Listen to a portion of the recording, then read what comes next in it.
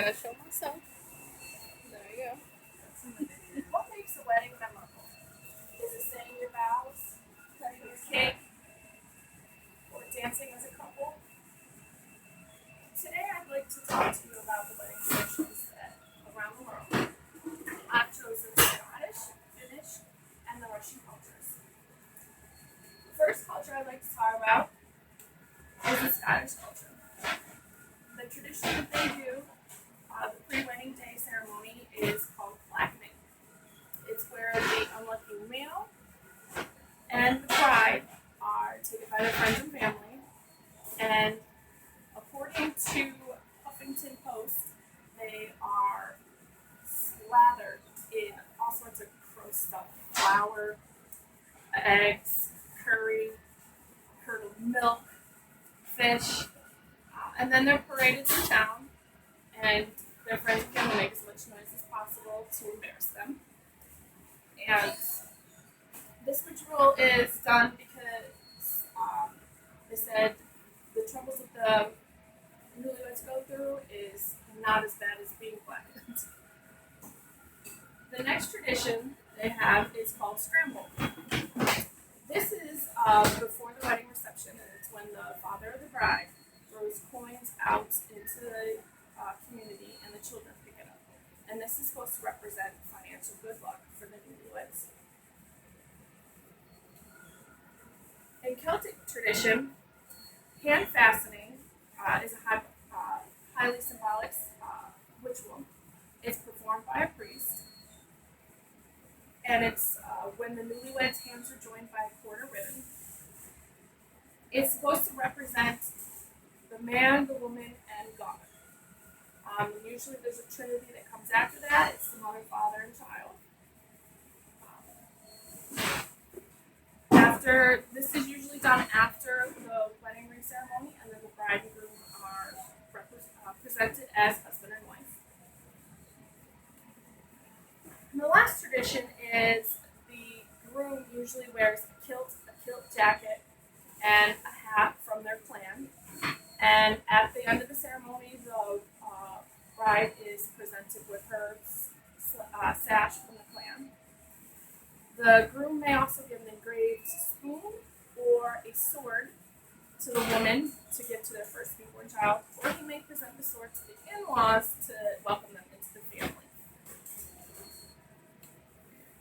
The next wedding tradition I'd like to talk about is from Finland. And before the wedding ceremony, according to worldweddingtraditions.com, the bride goes from door to door in her community, and with a pillowcase, and the neighbors give her wedding gifts. She is then escorted to the ceremony by an elder man who carries an umbrella, and this is supposed to symbolize the protection of the new bride.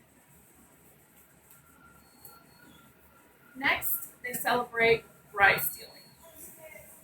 This is actually a game in which the groomsmen whisk away the bride, and they hold her for ransom. The groom must complete a bunch of tasks in order to get her back. The bride and groom know that this is going to happen. They do it randomly, so they're very aware of it. In different variations, the in-laws are also taken. The last one is the Dance of the Crowns. And this is the alternative to our throwing of the bouquet. The single women all gather around the bride. They blindfold her, and the bride must choose a woman, and she places her crown on top of her head. Just like in our tradition, it symbolizes that's the next woman to be married. The last wedding tradition I'd like to talk about is from Russia. This is paying ransom. This is kind of like what they do in Finland, but there's several different variations of this. The male has to go to the bride's house just before they get the wedding application, and the bride's family will not let him in unless he answers a bunch of questions and he pays money. Several of the questions might be, where is your kiss? What's your favorite color? The more you pay, and the better, the more questions you answer correctly, the closer you get to your bride.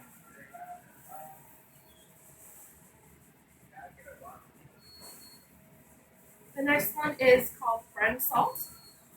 During this, the parents of the couple give them a round loaf of bread with salt. Um, the person who takes the biggest bite is considered the boss in the relationship. This is supposed to symbolize health, prosperity, and long living. And the last one is breaking of the glass.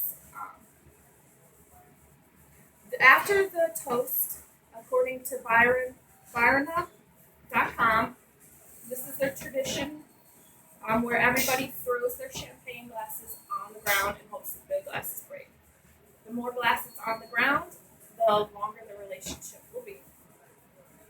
And that is, there are so many traditions that the Scottish, Finnish, and the Russians celebrate before and during the ceremony. It doesn't really matter what traditions we celebrate, as long as they make the wedding feel meaningful. I hope that you've all been fascinated to learn about the unique wedding traditions that are still being